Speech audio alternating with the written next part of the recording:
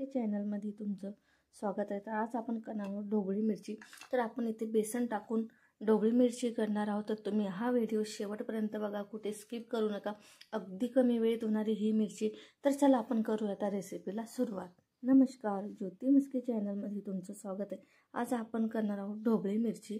तर इथे मी एक ढोबळी मिरची घेतलेली आणि ही मोठ्या आकारात चिरून घेतलेली आणि आपण इथे बेसन टाकून ही ढोबळी मिरची करणार आहोत। तर तुम्ही हा व्हिडिओ शेवटपर्यंत बघा, कुठे स्किप करू नका। अगदी कमी वेळेत होणारी ही रेसिपी। तर चला आपण करूया रेसिपीला सुरुवात। तर इथे मी आता कढईमध्ये 3 चम्मच बेसन टाकून घेते। तर बघू शकता तुम्ही, आपला जो पोह्याचा चम्मच आहे त्याने इथे मी 3 चम्मच टाकून घेते आणि याला आपण छानपैकी ते भाजून घ्यायचे। सोनेरी कलर येईपर्यंत आपण हे बेसन इथे भाजून घेणार आहोत। अगदी मंद आचेवरती आपल्याला हे बेसन भाजून घ्यायचे। हे बेसन व्यवस्थित भाजलेलं असायला हवं आपलं, तेव्हा आपली ढोबळी मिरचीची टेस्ट छान लागते। त्याच्यामुळे इथे आपण हे मंद आचेवरती भाजून घेणार आहोत। तर इथे तुम्ही बघू शकता आपला बेसनाचा कलर हा चेंज होत चाललेला आहे। तर आपलं बेसन इथे भाजून तयार झालेलं आहे। तर हे आपण आता एका प्लेटमध्ये काढून घेणार आहोत। आपल्याला हे बेसन भाजायसाठी फक्त 2 ते 3 मिनिटं लागतात मंद आचेवरती, खूप जास्त वेळ लागत नाही। तर इथे आता आपलं बेसन छानपैकी भाजून तयार झालेलं आहे। आता मी एका वाटीमध्ये काढून घेते। बेसन काढून घेतलेलं आहे, याच्यामध्येच आता तेल टाकून घेतलेलं आहे आम्ही। याच्यामध्ये आता आपण मोहरी टाकून घेणार आहोत। तेल गरम झाले, याच्यामध्ये आपण आता मोहरी टाकून घेणार आणि जिरे आणि इथे मी घेतलेला आहे लसूण।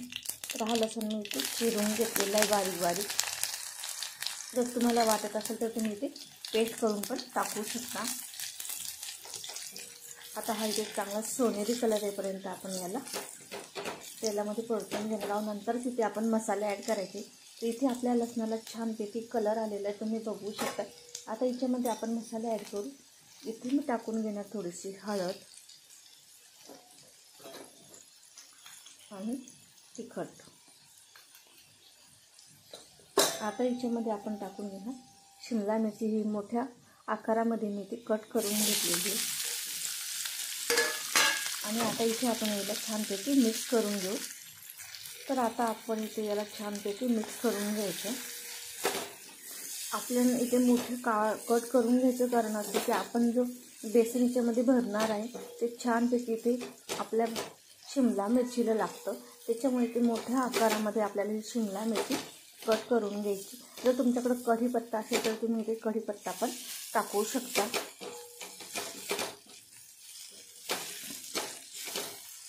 मिरची शिजण्यासाठी खूप जास्त वेळ लागत नाही। आता इथे मी टाकून घेते थोडीशा धनिया पावडर, अगदी थोडं टाकून घ्यायचं आहे आपल्याला इथे। आणि आता इथे परत आपण इथे मिक्स करून घेऊया। तर या पद्धतीने करून बघा, खूप छान लागते शिमला मिरची आणि ज्यांना पण आवडत नाही ना ते आवडीने खातील। तर आता आपण त्याच्यामध्ये चवीनुसार मीठ टाकून घेऊ। तर इथे चवीनुसार मीठ टाकून घेते मी आणि परत आपण इथे आता याला मिक्स करून घेऊ। तर बघू शकता तुम्ही, याला मी छानपैकी ते मिक्स करून घेते आणि याच्यावरती आपण आता झाकण ठेवून देऊ आणि 2 मिनिटासाठी आपल्याला ही मिरची ते शिजवून घ्यायची आहे।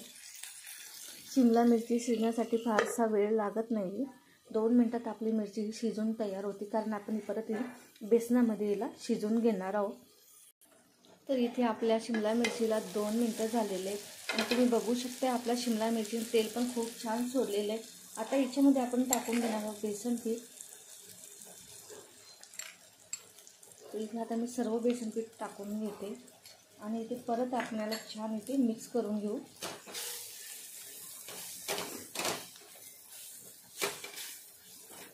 याला बेसन पेरून शिमला मिरची म्हणतात, कोणी बेसन लावून म्हणतात। आता वेगवेगळ्या भागामध्ये वेगवेगळे नाव असतात, त्याच्यामुळे आता आपण इथे बेसन टाकून म्हणणार आहोत।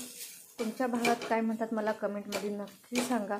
आणि याच्यावरती आपण 2 मिनिटासाठी परत झाकण देऊ। आपल्याला हे बेसन परत इथे शिजून घ्यायचं आहे। तसं आपलं बेसन आपण भाजून घेतलं, त्याच्यामुळे इथे खूप जास्त वेळ लागणार नाही आहे। तर इथे आपल्याला 5 मिनिटं लागलेले। आता आपण ते झाकण काढून घेणार, कारण इथे आपलं बेसन पण व्यवस्थित झालेलं असायला, गंज भाजलेलं असेल आपण तरी। आता सगळ्यात शेवटी मी ते टाकून घेणार सर्वात जास्त कोथिंबीर खूप जास्त टाकणार मी, त्याच्यामुळे अजून छान टेस्ट लागते. आणि आता आपण इथे याला परत मिक्स करून घेऊ.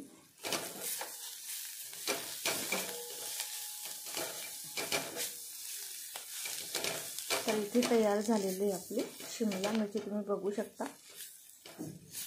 आणि अगदी कमी वेळेत होते, खूप जास्त वेळ लागत नाही. तर आता इथे आपण ही पोळीसोबत खाऊ शकतो किंवा एखाद्या भाजीसोबत तोंडी लावायला पण करू शकतो. जर तुम्हाला माझी रेसिपी आवडली असेल तर प्लीज लाईक, शेअर आणि कमेंट करायला विसरू नका.